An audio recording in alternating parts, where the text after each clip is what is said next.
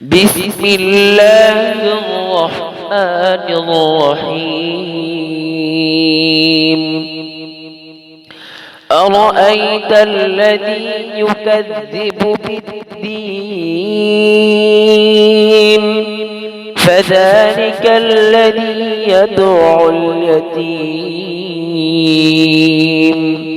ولا يحض على طعام المسكين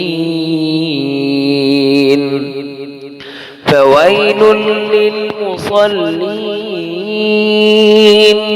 الذين هم عن صلاتهم ساهون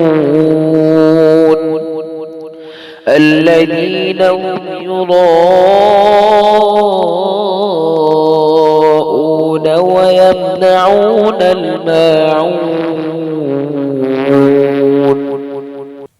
বিসমিল্লাহির রহমানির রহিম। আপনি কি তাকে দেখেছেন যে কর্মফল দিবসকে মিথ্যা সাব্যস্ত করে? এ তো সেই ব্যক্তি যে ইয়াতিমকে গলা ধাক্কা দেয় এবং সে অসহায়কে খাবার দিতে উৎসাহ দেয় না।